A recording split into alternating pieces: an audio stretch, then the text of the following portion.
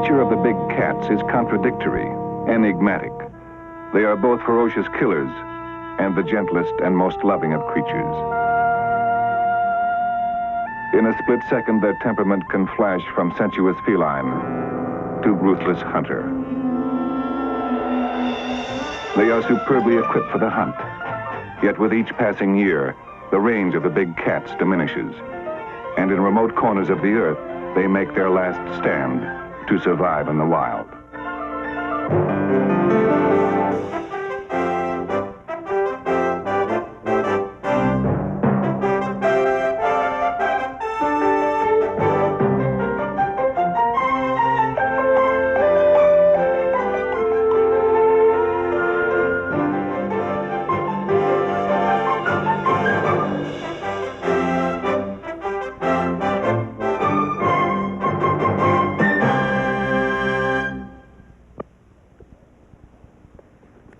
Hello, I'm Mike Farrell. Welcome to the best of the National Geographic specials. With each of these programs in the highly acclaimed series from the National Geographic Society, we embark on a richly rewarding adventure.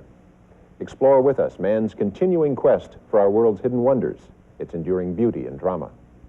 Like the best of adventures, our journey of discovery ultimately takes us to a deeper understanding of ourselves. Are there any other beasts in all the animal kingdom that inspire such deep ambivalence as the big cats?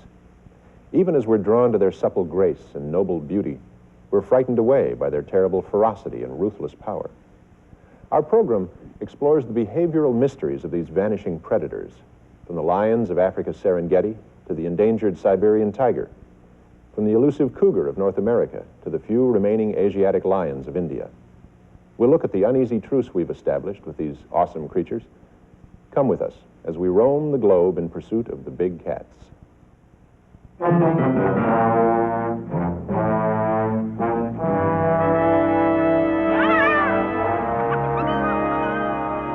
Preserved in the Serengeti plain of Africa is a vision of the distant past, when big cats ranged freely across 5 continents. Each of the great cats of Africa has perfected different skills for survival: strength, stealth, speed, and cunning. The powerful lion defends his territory from his only challengers, his own kind.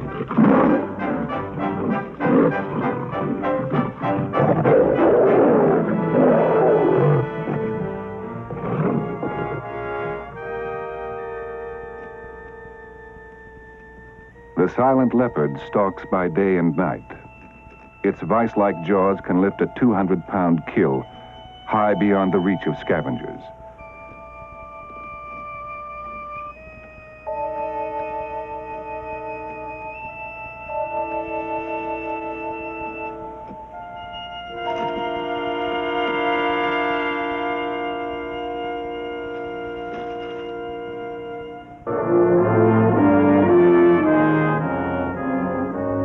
The cheetah has sacrificed strength for speed.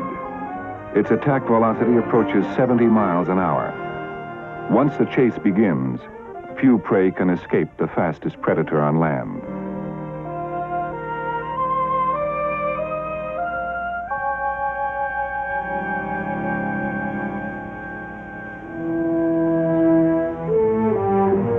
In wildlife parks like the Serengeti, the big cats live protected from the threat of human interference. Beyond the boundaries of the African preserves, the lion, leopard, and cheetah cling to a broad range south of the Sahara. But other big cats are more seriously endangered. The Siberian tiger once roamed a vast domain. Now this largest of all the big cats has been hunted to the verge of extinction. There are no reliable estimates how many Siberian tigers still inhabit the no man's land along the Russian-Chinese border.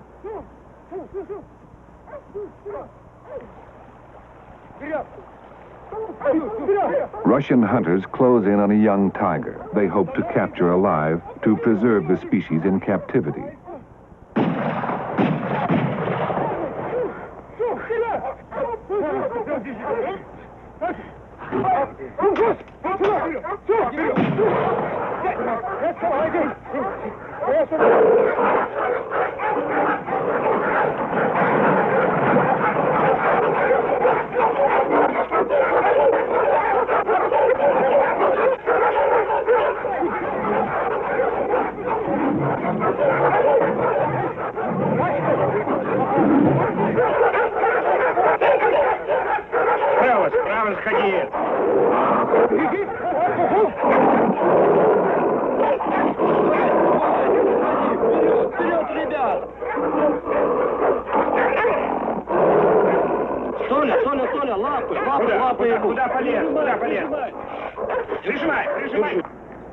The zoo in Łódź, Poland, is an important center for the breeding of Siberian tigers in captivity, a necessity if this species is to survive. These two cubs were born in a cage. The only home they have ever known is a barred cell 5 yards square. They have never experienced the snow and ice of their natural habitat. A veterinarian must examine the Siberian tigers before they are shipped to a new home. The 50-pound cats are already so dangerous that each must be handled separately. Even for 3 men, it is a formidable task.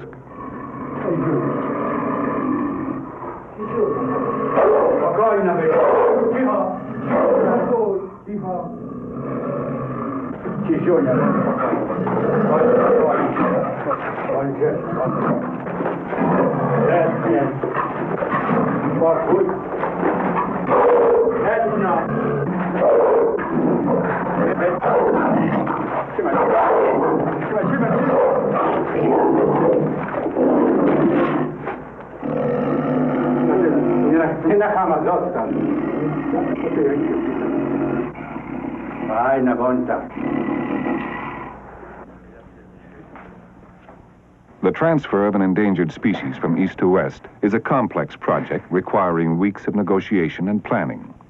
In late fall, the 2 Siberian tiger cubs can at last begin a journey to a special destination, a refuge in Sweden resembling their natural habitat. The cubs leave the only world they have ever known, the zoo where they were born and raised.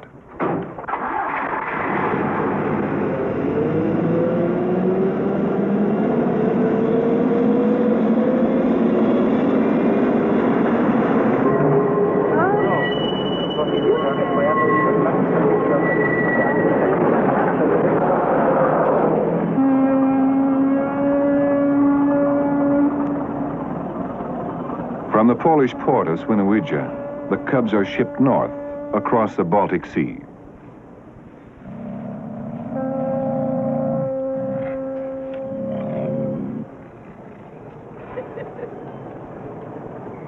On arrival in Sweden, the fragile cargo is unloaded by anxious zoo officials.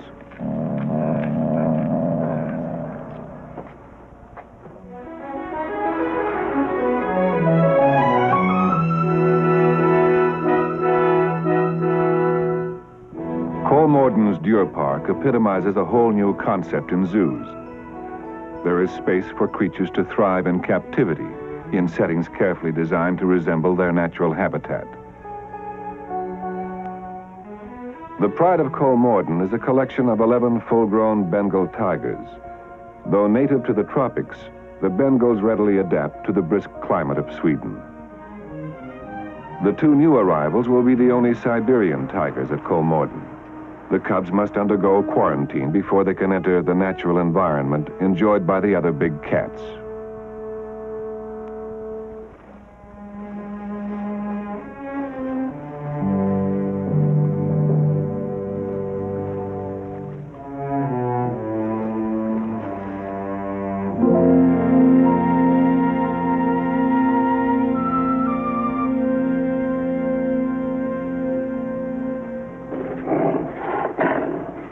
Winter comes to Kolmården, and the Bengal tigers thrive in the snow.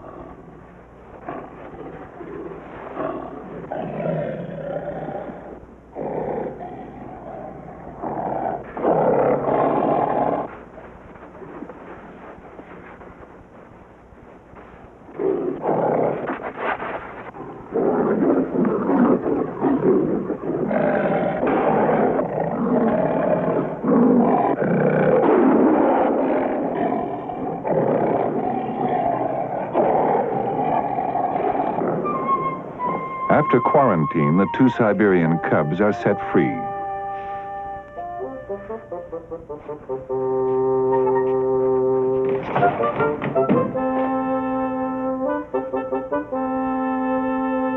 For the first time in their lives, they experience the outdoors.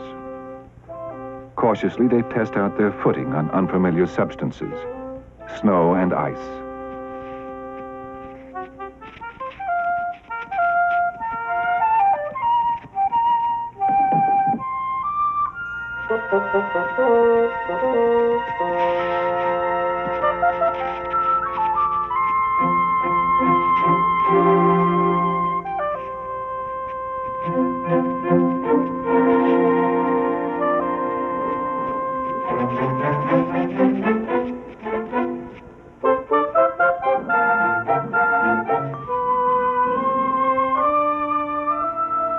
Today, there are probably more Siberian tigers in captivity than in the wild. Zoos may not be the ultimate solution to the plight of the cat, but here at least the cubs are not imprisoned. They will have room to grow in a world without bars.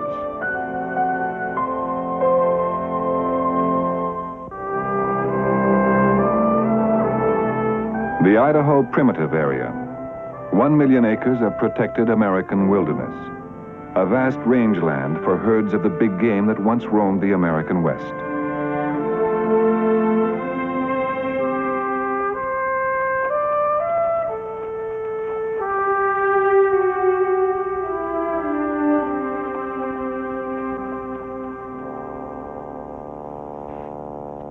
Among its natural prey lives a secretive big cat that has been known by many names: mountain lion, cougar, puma, screamer, king cat. An age-old victim of fear and superstition, the shadowy mountain lion is so elusive, it has also been called the American ghost.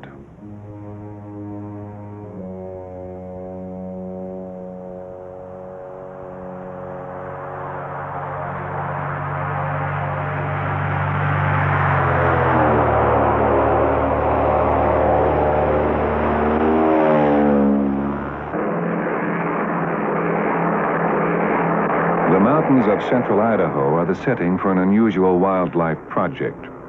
For 4 years, Morris Hornacher, scientist and outdoorsman, has captured mountain lions and collared them with miniature radio transmitters. The locations of 5 of the big cats can now be pinpointed from the air.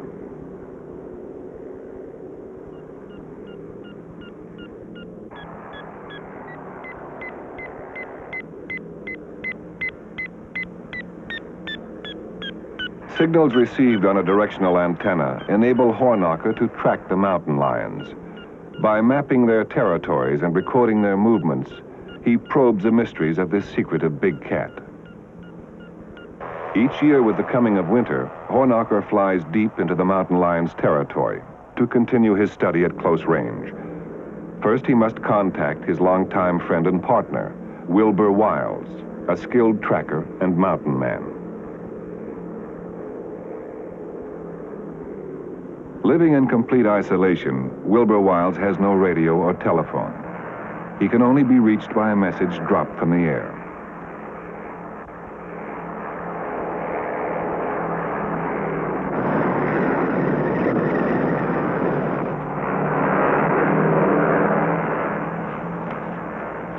The message tells Wilbur to rendezvous with Hornacher at Cave Creek Camp, 15 miles away.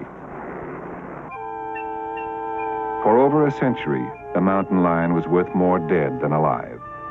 States offered up to $75 a head to rid themselves of the devil cat.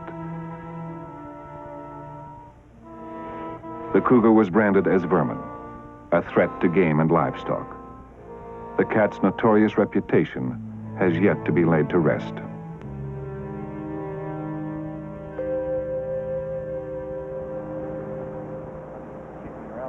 That cat coming down at him. At Cave Creek Camp, 2 old friends meet. They swap stories of their close calls studying the mountain lion and affirm a commitment they have shared. Well, Wilbur's lived in the Idaho Primitive Area some 35 years now.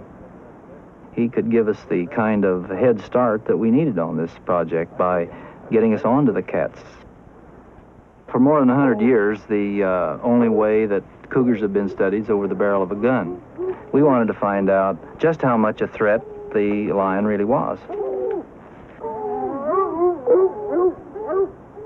Red-bone cougar hounds are the tested backwoods method of tracking the big cats. Since they were puppies, the dogs have been trained to detect the faintest trace of the cougar's scent in the crisp mountain air.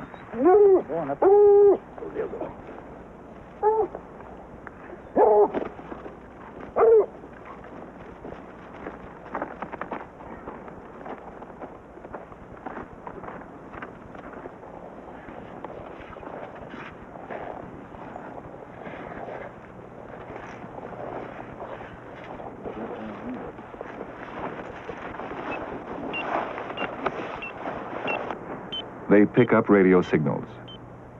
It's a mountain lion they collared with a transmitter 3 years before. I bet you she's spooked. Get her? I'll get a line this way. Right in line with that tree there, that fir. One blower, one. Yeah. Using radio directional receivers, the men follow the signal. Its specific pulse rate and frequency indicate they're tracking an old male they have nicknamed Hotfoot. Because the signal is stationary, Hornacher suspects that Hotfoot may be feeding at the site of a kill. Wilbur, he must be just right down here. I get a definite null here, but it's very weak. Wilbur! Wilbur! Dead. Hotfoot is dead, his radio collar still transmitting. Too old and too weak to capture prey, the cougar died of starvation. Well, through the years, we've learned the big cats don't always come out on top. Life isn't really all that easy for them. An old animal like Hotfoot here just couldn't make it this winter. I wonder who will move in here, into his territory.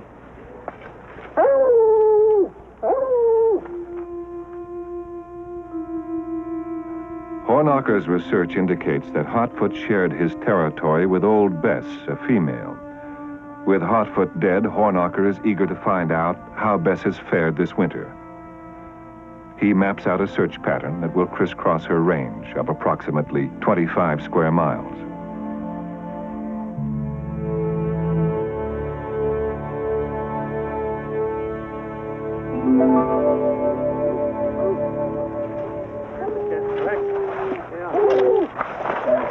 That's probably old Bess, huh? Looks like female. Yeah, I think that's old Bess's track. Late morning, 5 miles from camp, the hounds pick up a fresh scent. Looks like a scrape right there. Looks pretty fresh. The men discover a cougar scrape. Pine needles a mountain lion has scraped together and sprayed with urine to mark its territory. Dogs seem to be getting quite a little scent now. Must not be over 2 or 3 days old. I think it's fresher than that, the way these dogs are acting.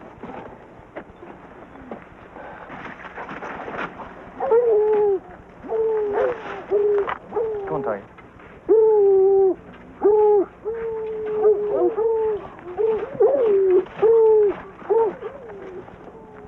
The dogs were really excited, and we knew we were getting pretty close to the cat. I turned the radio on, and we were just right on top of her. We had to be careful now, or we'd be chasing her several miles and probably into the dark. Hey, shut up. Be quiet. Just right through there. I don't know whether we can get down through here or not.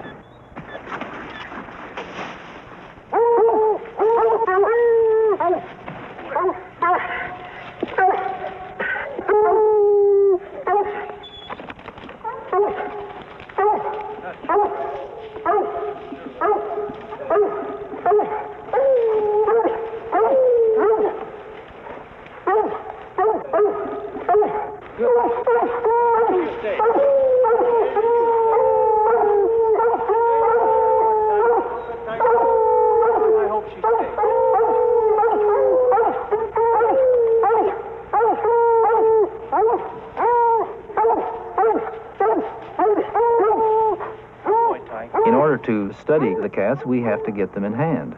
And to do this, we use tranquilizer drugs.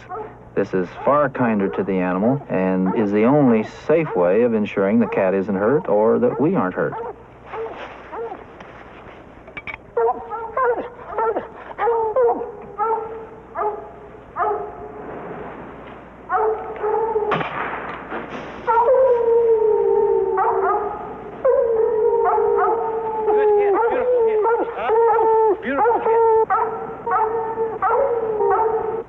It won't be too hard a tree to climb.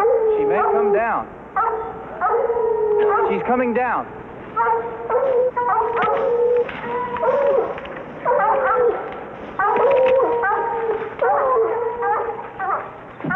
Quiet, Tiger, son. Hear where he goes. Shut up.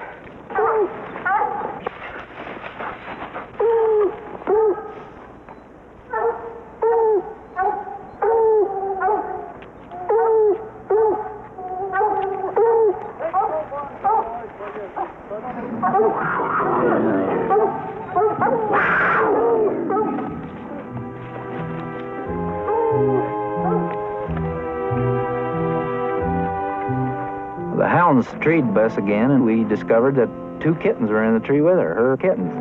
They were about 5 months old, and Wilbur and I were probably the first humans they had ever laid eyes on.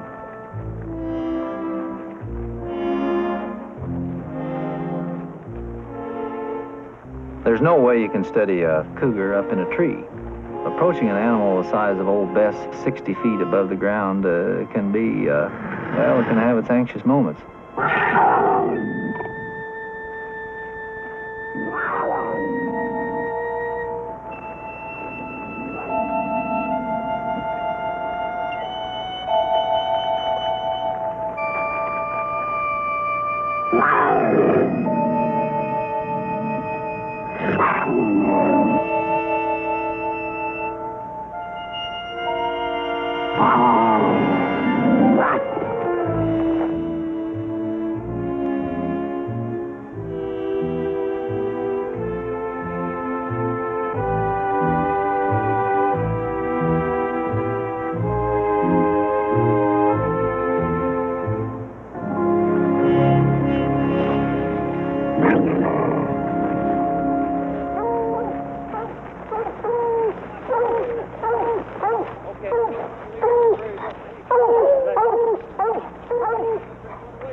In the hour and a half before the tranquilizer wears off, the men conduct an exhaustive physical examination.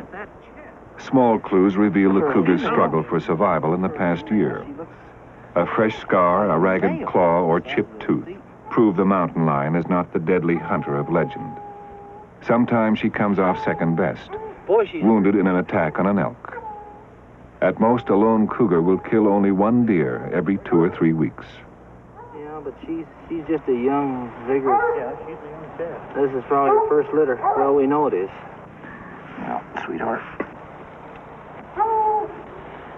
Sure, pretty little. Yeah.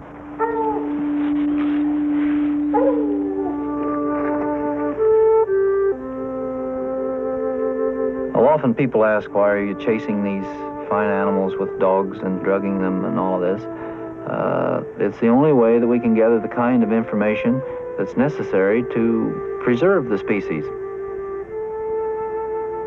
We've learned that the lion is not nearly the menace to big game herds as he was once thought to be. We've got the information, and people are beginning to listen. This is one of the few big cats I think is going to make it.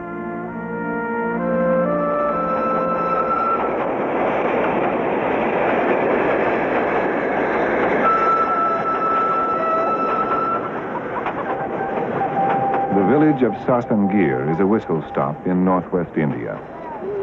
Since the turn of the century, the population of the region has more than tripled. Man and animal alike face the intense pressures of overcrowding. Sasangir is on the edge of the Gir forest, a wildlife refuge protected by the Indian government.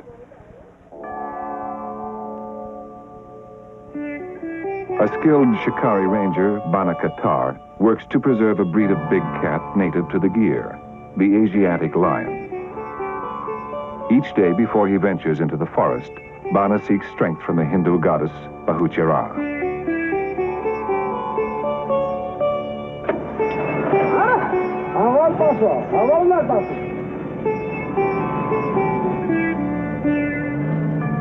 The Gir is a last vestige of forest remaining in northwest India. 500 square miles of dry scrub and stunted teak. It is a meager final habitat for one of the rarest of the big cats. In ancient times, the Asiatic lion ranged from Greece to central India. Today, this endangered predator exists only in the tiny forest of the Gir.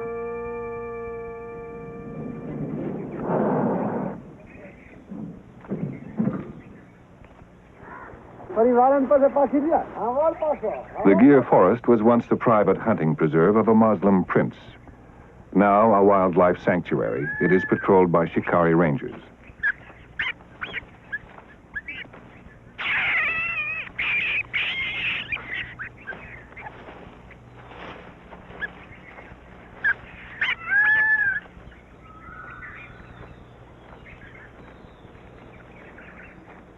Over the years, a bond of mutual respect has grown between Bana and the lions in his trust. They allow him to observe their world, even to enter it.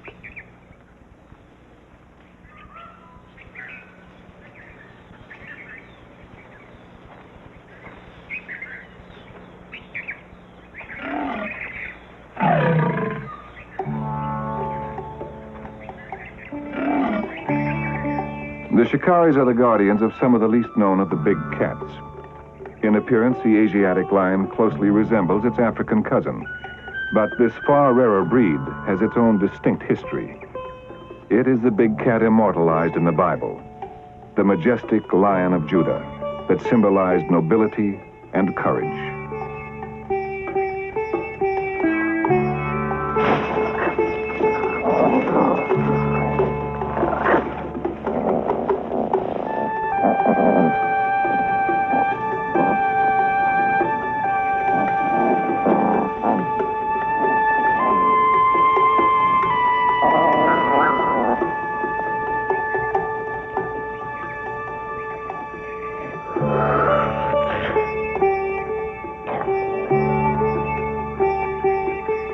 A nap in the blazing noonday heat is part of the 20 hours a day the lions spend resting.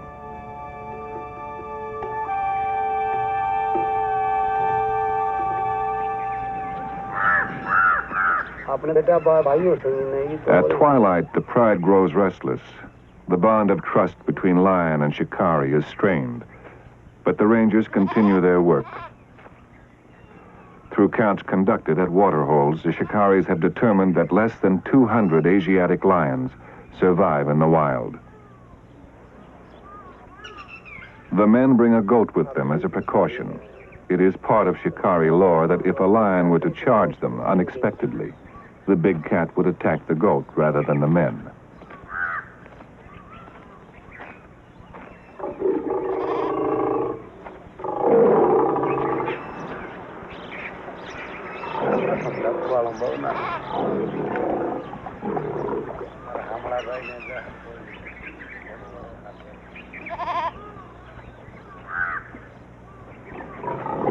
At the end of their rounds, the shikaris check the condition of a sick lion they affectionately call Bilia.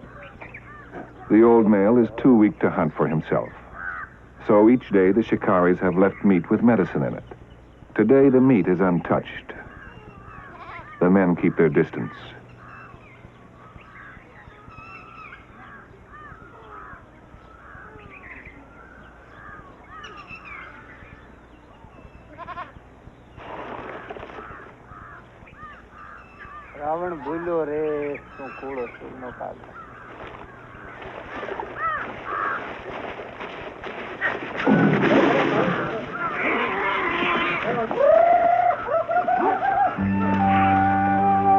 Instead of taking the meat, the lion has charged live prey.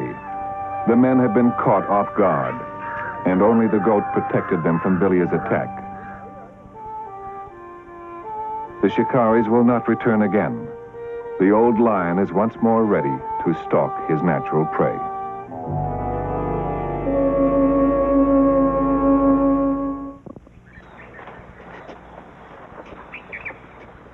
In India's Gir forest, the drama of survival is acted out in late afternoon, after the blazing heat of day is past. As they approach a waterhole, spotted deer are skittish and wary, alert for silent, unseen predators.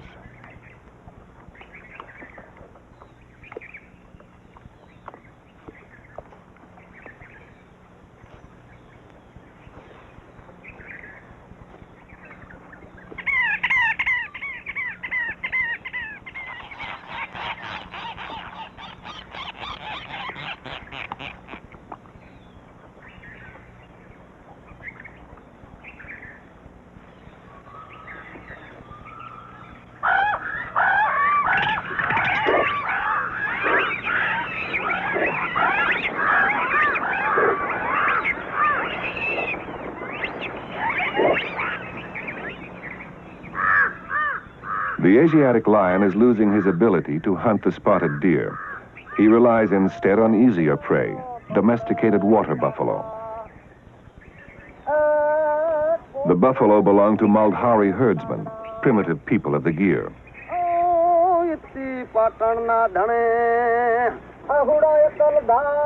The Maldharis treat each of their water buffalo with tender care, for they believe the Hindu god Shiva put them on earth for one purpose alone, to herd buffalo in the forest forever.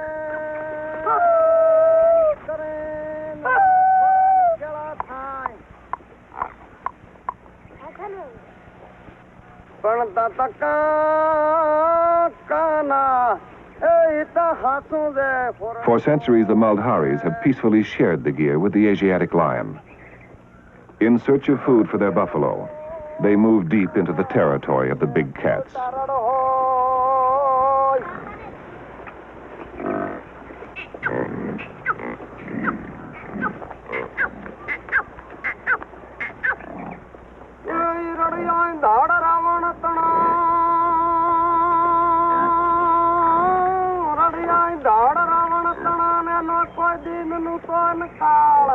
The buffalo are safe from attack as long as men are nearby. The big cats bide their time, waiting patiently for strays to wander away from the herd.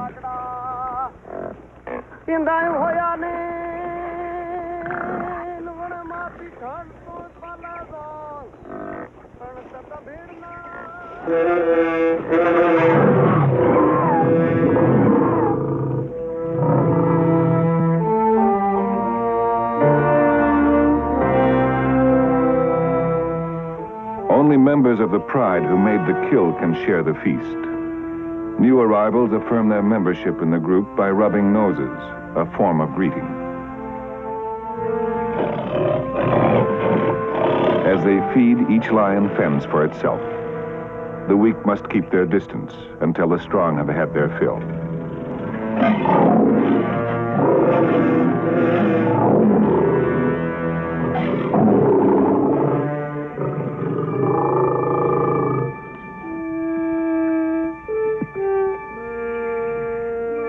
In the strange ecology of the Gir, the domesticated water buffalo has become the big cat's principal source of food.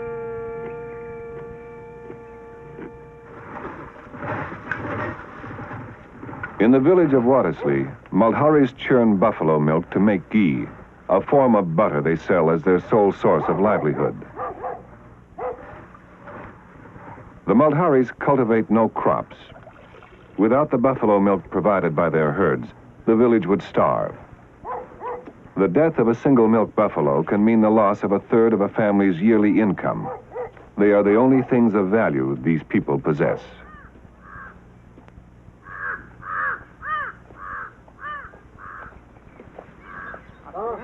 Kama, a village elder, brings tragic news. A buffalo has been killed by lions. For the Maldharis, it is one of many such losses.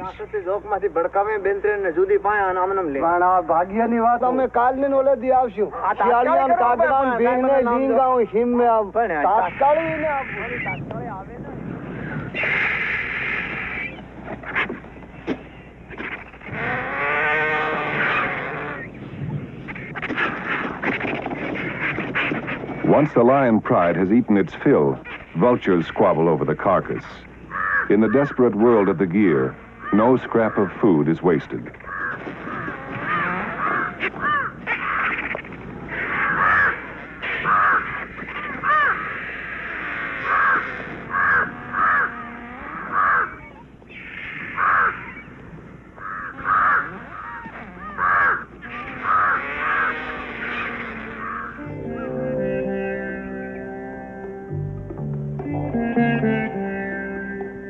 In the early 1970s, the region surrounding the Gir forest suffers the worst series of droughts since the turn of the century.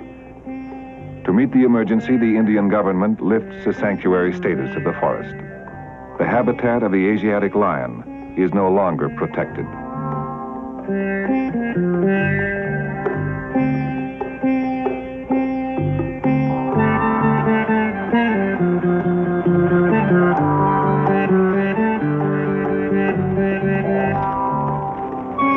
"50,000 cattle invade the Gir. They pour into the sanctuary from hundreds of miles around, trampling the forest underfoot.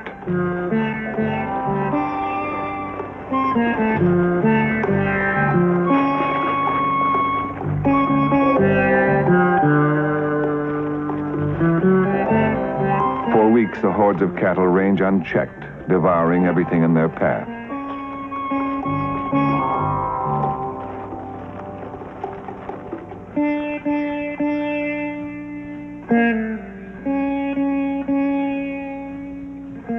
In spite of the devastation, the lions have enough food and water to survive. Though they can endure the 110-degree heat, the big cats are unaware that a far more drastic fate is imminent. Their last habitat is being torn apart.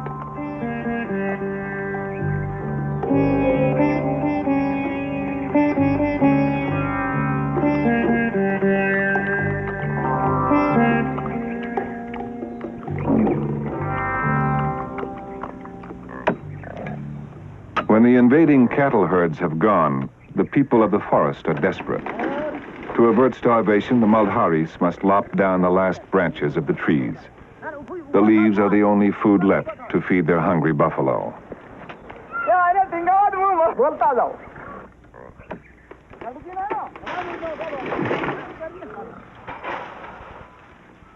The Maldharis would never purposely harm the lions, but for their own survival, they are forced to sacrifice the forest of the gyr.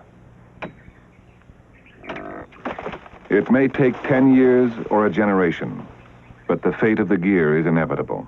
The forest will become a wasteland, a desert where it will be impossible for the water buffalo or the Asiatic lion to survive.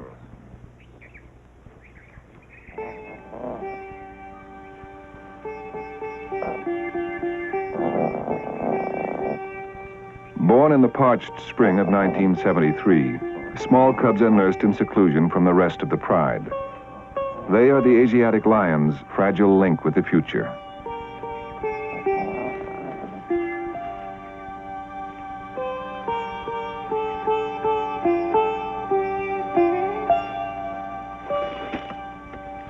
These last Asiatic lions are the sole survivors of a majestic breed, the lion of the Old Testament, the lion who shared his den with Daniel and chose to spare him. Today, the roles are reversed. The lion is at our mercy, and it may not be within man's power to assure its survival in the wild.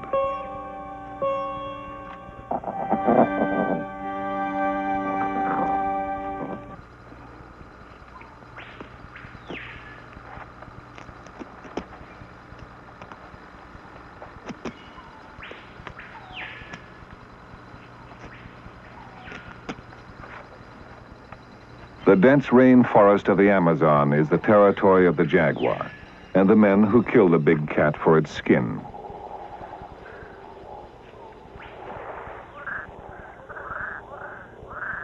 It has taken this professional hunter weeks in the jungle to acquire the skins he will bring to market. To reach the nearest settlement, he journeys 6 hours through a labyrinth of waterways leading to the mainstream of the Amazon. Today, commerce in jaguar skins is forbidden by most South American countries. But the trade continues. Professional hunters know they can always find a market for their skins, no questions asked.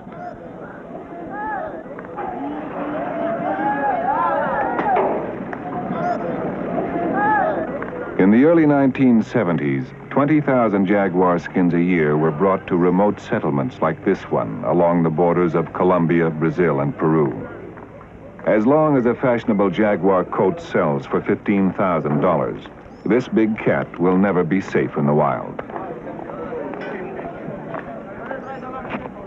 Jaguar skins can't be imported into the United States, but there is still a thriving market for them in Europe. The skin trade is often run by outsiders, merchants or speculators who came here to exploit this rich natural resource.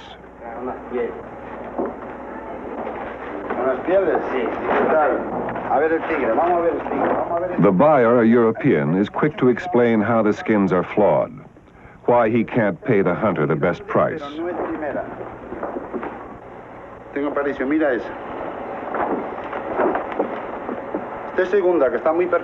The hunter is eager to take what he can get. the equivalent of up to $200 a skin. Bien. 1, 2, 3, 4, 5, 6, 7, 8, 9, 10 y 20. Verifica tú. Entonces por aquí te espero, que te vaya muy bien.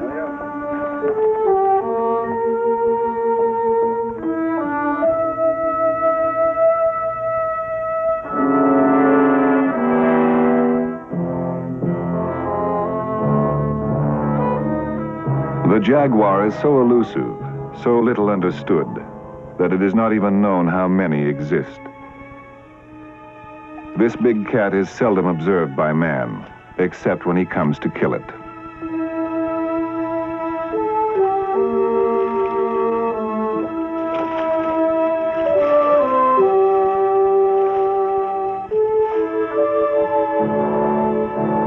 The hunters push ever deeper into the interior, and the jaguar retreats in one of the last refuges on Earth for the big cats.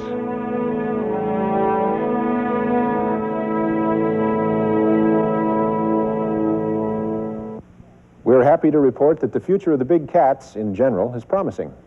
In India, man and beast have both benefited from government programs designed to improve the lives of the Asiatic lion and the Malharis of the Gir forest area. India has brought a disastrous situation under control, and the delicate balance of nature has been restored.